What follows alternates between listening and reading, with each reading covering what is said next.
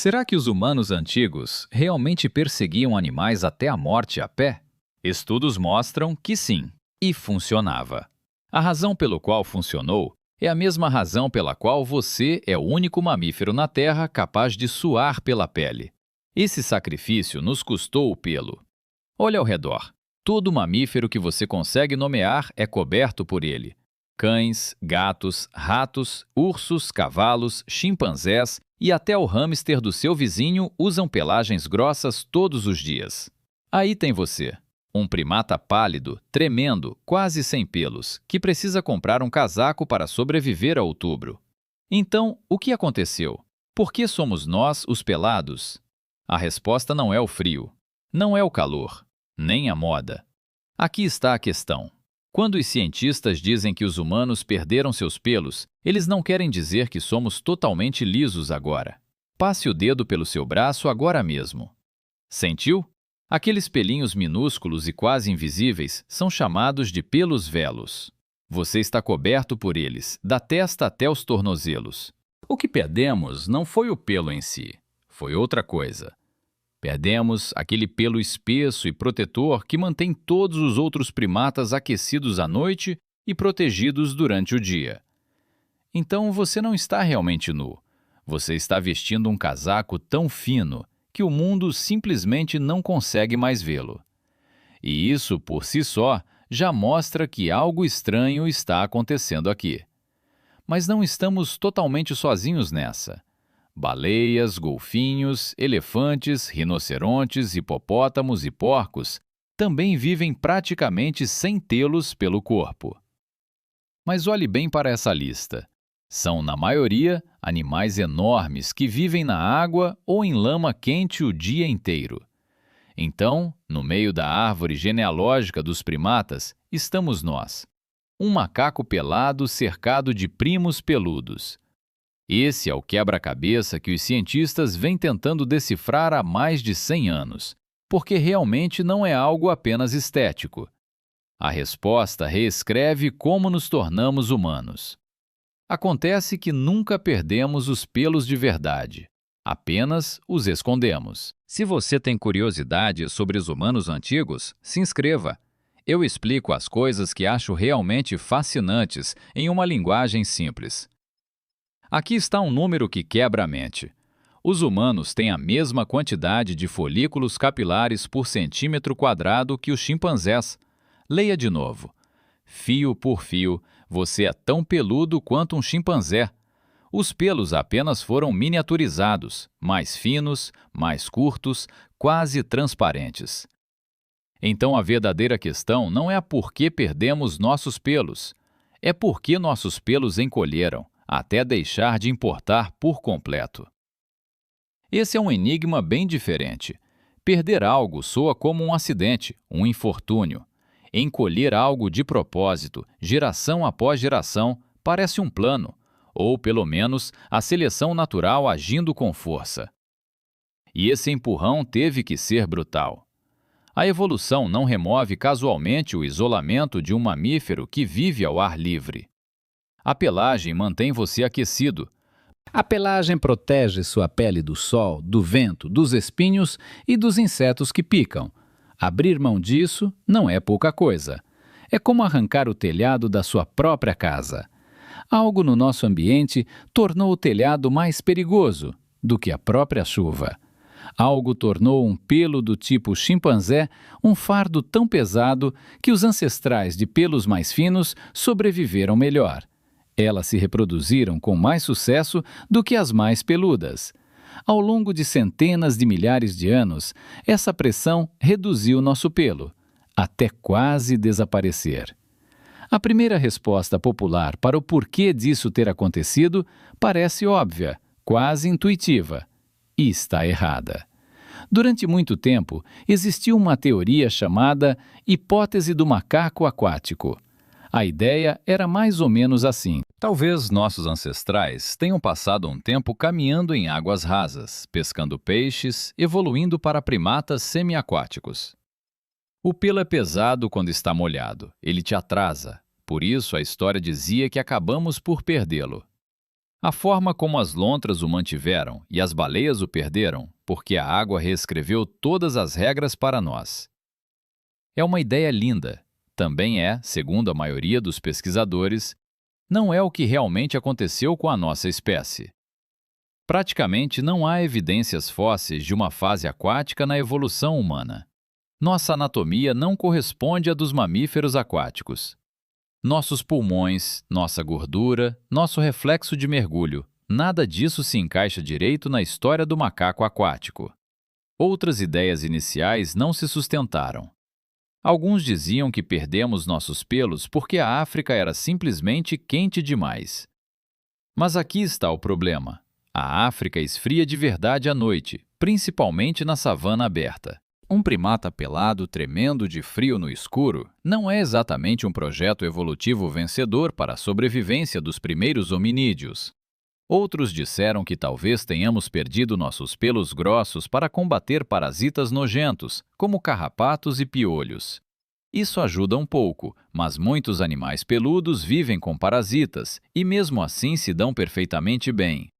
Nenhuma dessas histórias por si só explica a verdadeira dimensão da mudança que realmente vemos. Algo muito maior tinha que estar nos impulsionando. Os cientistas precisavam de um mecanismo melhor, então estudaram as glândulas sudoríparas. E o que eles descobriram é honestamente incrível. Sua pele está repleta de milhões de glândulas sudoríparas écrinas. Em algum lugar entre 2 e 5 milhões de minúsculas glândulas produzindo suor aguado e salgado por todo o seu corpo.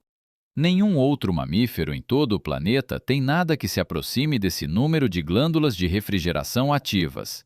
Um chimpanzé tem apenas uma fração do que você tem, e a maioria das deles nem resfria muito de verdade. Os cães ofegam para se refrescar, os gatos se lambem. Os cavalos suam um pouco, mas, sinceramente, nada comparado aos humanos. Acontece que somos os campeões do suor em todo o reino animal, disparado, sem concorrência. Na verdade, é um superpoder que esquecemos que temos, porque acontece automaticamente em toda a tarde quente de verão. Agora pense no que o pelo realmente faz com o suor. O pelo retém o calor. O pelo bloqueia completamente o ar em movimento. O pelo absorve a umidade e a retém contra a sua pele nua, em vez de deixá-la evaporar. E a evaporação é realmente todo o propósito de todo o sistema de resfriamento do qual o seu corpo depende. Quando seu suor passa de líquido para vapor, ele literalmente puxa o calor para fora do seu corpo. Esse é o truque, esse é o motor. Mas o motor só funciona se o suor alcançar o ar livre. Cubra sua pele com um casaco de pele grosso e acabou de isolar o seu próprio radiador biológico. Você superaqueceria em talvez 10 minutos parado sob aquele sol escaldante da tarde na savana africana. Então, no momento em que nossos ancestrais começaram a depender do suor para sobreviver, os pelos se tornaram um verdadeiro problema. O pelo deixou de ser uma vestimenta útil e quente para se tornar praticamente uma sentença de morte naquelas planícies abertas. Pele nua, somada a milhões de glândulas sudoríparas, resulta em um sistema biológico de refrigeração que caminha, corre e se movimenta. Nada mais em todo o planeta consegue dissipar calor como um ser humano num dia quente. Mas o resfriamento sozinho não explica por que essa troca valeu a pena. Perder o pelo é genuinamente caro. Queimaduras de sol, noites frias, cada mosquito da vizinhança se convidando para o jantar. Então, o que os nossos ancestrais faziam? O que tornou todo aquele sofrimento válido? Por que dissipar calor de forma tão intensa a ponto de andar nu se tornar a melhor opção? Para essa resposta, caminhe pela savana africana há 2 milhões de anos, ao meio-dia, com o sol a pino. Porque é aí que a história fica estranha. Imagine que você é um humano primitivo em plena savana aberta. Você não é a maior criatura por aí. Você não tem garras dignas de menção. Seus dentes são risíveis. Sua velocidade máxima de corrida é uma piada. Um gato doméstico te ultrapassaria fácil. No papel, você é o almoço de alguém. Mas você tem uma arma que quase ninguém mais tem. Você consegue continuar, e continuar, e continuar. No calor do meio-dia, quando todo predador de pelo espesso ofega deitado à sombra, você pode trotar. Devagar, de forma constante, sob o sol escaldante, por horas. Isso se chama caça por persistência. É exatamente o que parece. Você escolhe um alvo, geralmente um antílope grande, algo como um cudo ou um gnu pastando por perto. Você começa a caminhar e a correr atrás dele. O animal dispara para longe rapidamente. Você continua vindo. Ele dispara novamente. Você continua vindo. Ele dispara pela terceira vez. Eis o seguinte sobre os antílopes e a maioria dos grandes mamíferos. Eles se refrescam ofegando e não conseguem ofegar enquanto galopam a toda velocidade pelas planícies abertas. Então, cada corrida armazena calor dentro do corpo dele, sem nenhuma forma de liberá-lo de volta para o ar. Após 30 minutos, eles cambaleiam. Depois de 1 hora, tropeçam gravemente. O sol continua castigando sem piedade. Depois de 2 ou 3 horas ao sol, eles superaquecem, desabam e se deitam. Você chega perto e finaliza. Isso não é uma lenda. Caçadores modernos do povo San, no deserto do Kalahari, ainda fazem isso hoje em dia. Pesquisadores os acompanharam com câmeras e cronômetros. Um caçador corre por horas em temperaturas que hospitalizariam turistas. E o antílope mais veloz em cada arrancada perde porque simplesmente não consegue se resfriar sob aquele sol implacável. O humano não precisa de garras. O humano não precisa de velocidade. O humano tem suor, pele nua e pura teimosia. Os cientistas às vezes chamam os humanos de superpredadores, e não é por causa de nada legal como presas ou veneno, é por causa da resistência. Evoluímos como uma espécie capaz de perseguir outros animais até a exaustão, usando apenas pura resistência. E você não consegue fazer isso com pelagem, não consegue fazer isso superaquecendo, não consegue fazer isso ofegante. Você só consegue fazer isso como um radiador ambulante, ereto, quase sem pelos, com água e um longo horizonte pela frente. Nossos ancestrais trocaram seus pelos pela capacidade de caçar nas horas mais quentes, quando todo o resto estava exausto. Então a nudez não era uma falha no projeto, era, na verdade, a arma. Mas veio com um preço a pagar. Tire o pelo de um mamífero e coloque-o na linha do Equador, e problemas totalmente novos aparecem de imediato. O sol africano não é gentil.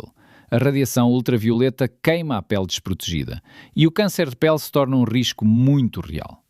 Então, a seleção natural teve que remendar essa falha. Ela fez isso aumentando a produção de melanina dentro da pele. A melanina é o pigmento que absorve a radiação ultravioleta antes que ela possa danificar o DNA dentro das suas células. Nossos primeiros ancestrais nus desenvolveram uma pele escura, ricamente pigmentada, como um protetor solar natural contra aquele impiedoso sol equatorial. É por isso que as populações que permaneceram perto do Equador mantiveram a pele escura ao longo de milhares de gerações de seleção. E as populações que migraram para regiões de pouco sol, como o norte da Europa, foram perdendo pigmento lentamente para permitir a entrada de mais vitamina D. A cor da pele, nesta história, é basicamente um patch de atualização para a atualização original do pelo que os nossos antepassados receberam. Depois vem o frio. Se o deserto nos cozinhava, as noites nos congelavam. A pele nua perde calor rapidamente. É aqui que entram o fogo e as vestimentas. Nossos ancestrais usavam o fogo há centenas de milhares de anos. O fogo tornou as noites frias suportáveis. Também cozinhava nossa comida, o que facilitava muito a extração de calorias. E com o tempo, começamos a vestir coisas. Peles de animais, fibras trançadas, um pelo externo que podíamos tirar sob o sol. Inventamos o isolamento térmico ajustável. Nenhum outro animal na história jamais conseguiu esse truque engenhoso em particular. Só nós. E sabemos mais ou menos quando as roupas surgiram, graças aos piolhos. Este é um dos meus truques científicos favoritos. Os humanos hospedam 2 tipos de piolhos. O piolho da cabeça vive no couro cabeludo. Já o piolho do corpo não vive de fato na pele. Eles vivem nas suas roupas e só rastejam para sua pele para se alimentar. As roupas são o habitat inteiro deles. Os piolhos do corpo só puderam evoluir depois que os humanos começaram a usar roupas, porque, sem tecido, eles não têm onde viver. Ao comparar o DNA dos piolhos da cabeça e dos piolhos do corpo, geneticistas estimaram quando as duas espécies finalmente se separaram. Eles estimaram que os humanos começaram a usar roupas em algum momento entre 100 e 170 mil anos atrás. O DNA dos piolhos até nos diz quando finalmente começamos a nos vestir. Pequenos parasitas se tornaram nossas improváveis testemunhas históricas. Então, nossos ancestrais passaram centenas de milhares de anos nus e sem armadura, suando pelas vastas planícies abertas. Isso foi antes de descobrirem como costurar uma camisa. Um longo período de nudez muito corajosa. Aqui vai uma curiosidade divertida. De vez em quando você fica com arrepios, ar frio, filme de terror, uma música que te toca na hora certa. Minúsculos músculos sob a sua pele, os eretores do pelo puxam cada fio para cima quando são acionados pelo frio ou pelo medo. Num animal com pelagem de verdade, isso arrepia os pelos, formando uma camada mais espessa que retém o ar quente. Ou faz o animal parecer maior para afugentar uma ameaça. Em você, não faz absolutamente nada, sem pelo para eriçar, só arrepios. Esse reflexo é um fantasma, um circuito remanescente de uma antiga pelagem. Ele executa a mesma subrotina em um hardware que já não a suporta. Cada arrepio é um pequeno fóssil. Não perdemos todo o pelo, no entanto. Mantivemos algumas áreas e isso não foi nada aleatório. O cabelo do couro cabeludo protege o cérebro do sol direto e reduz a perda de calor de um órgão muito valioso. As sobrancelhas desviam o suor para longe dos olhos, para que você continue enxergando seu alvo enquanto corre. Os cílios afastam a poeira. Barbas e padrões de pelos corporais surgem na puberdade, sugerindo seleção sexual. Esses são sinais de maturidade aos quais parceiros em potencial têm prestado atenção há muito tempo. Cada tufo teimoso de pelo no seu corpo ou está cumprindo uma função ou anunciando algo importante. Essa última parte importa mais do que as pessoas imaginam. Assim que os humanos desenvolveram autoconsciência, começamos a formar opiniões o tempo todo. Nossa pele deixou de ser apenas um regulador de calor, tornou-se uma tela, um sinal para outros humanos. Cicatrizes, tatuagens, pintura, joias, escolhas de roupas, penteados, nada disso é possível em um animal peludo. Um chimpanzé não pode usar acessórios. Você pode. Perder nossa pelagem nos deu toda uma superfície para nos comunicarmos. Estamos a decorá-lo desde então. O seu corpo nu é basicamente um motor em funcionamento envolto em disfarce. É uma tela que você usa para dizer a outros humanos exatamente quem você é, sem dizer uma palavra. Vamos dar um passo atrás. O que realmente aconteceu aqui? A seleção natural não acordou um dia e decidiu que os humanos deveriam ser carecas. A seleção não decide nada. Ela silenciosamente recompensa aquilo que funciona. E o que funcionou naquela savana quente e ancestral foi o maratonista. O indivíduo que conseguia correr um pouco mais, suar um pouco mais, sobreviver mais tarde na tarde do que a concorrência.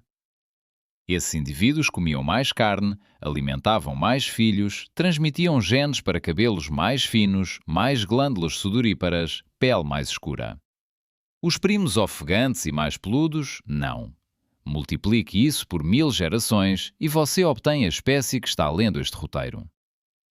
A nudez não é um acidente, não é um erro, não é a natureza esquecendo-nos de dar uma pelagem. É uma especialização. Como o pescoço da girafa para alcançar folhas altas ou a asa do morcego para voar à noite, uma especialização. A pele sem pelos é uma especialização. Resfriar um corpo que percorre longas distâncias no calor. Somos biologicamente predadores de longa distância. Todo o resto sobre nós, o grande cérebro, as ferramentas, a linguagem, as cidades, a internet, cresceu sobre essa fundação. Mas a base é um macaco pelado correndo por uma planície escaldante, paciente o bastante para cansar um antílope. E terceirizamos a pele que abrimos mão. Recorremos à lã, ao algodão, ao velo, jaquetas de plumas, tudo isso. Não voltamos a ter pelagem. Começamos a fabricá-la, tirando-a no calor e vestindo-a no frio. Discutivelmente até melhor que pelo, porque é ajustável. Um lobo não pode tirar o casaco em julho. Você pode. A roupa é a versão humana do pelo, externa e substituível, e viemos aperfeiçoando-a há 100.000 anos. Toda vez que você transpira e mancha uma camisa, ou fica arrepiado numa cena de terror, você está rodando um software ancestral.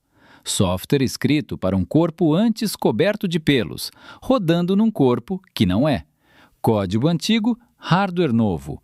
O que a evolução escolheu naquela época ainda nos governa silenciosamente hoje, moldando como suamos, tremos e pegamos nossos casacos. A sua vida cotidiana está construída sobre uma antiga troca que algum antepassado fez sem jamais saber disso. Uma barganha que trocou calor por resistência e pelagem por refrigeração. E ainda estamos vivendo dentro desse acordo. Uma pergunta estranha sobre cabelo muda como você enxerga as pessoas. O estranho no ônibus, a multidão no centro da cidade. Os jogadores correndo em uma partida de futebol. Você está observando uma espécie de predadores maratonistas tropicais vestindo pele emprestada. Pelo feito numa fábrica. É isso que somos por baixo. Sinceramente, até que é bonito, quando a gente enxerga. Se você gostou de puxar esse fio, se inscreva. Eu faço vídeos sobre coisas estranhas escondidas dentro de corpos comuns. Tem mais do que um só canal consegue mostrar. E a próxima pergunta estranha sobre o corpo já está à espera. Por que os seres humanos choram quando estão tristes, se quase nenhum outro animal produz lágrimas emocionais? Essa pergunta é honestamente mais estranha do que parece.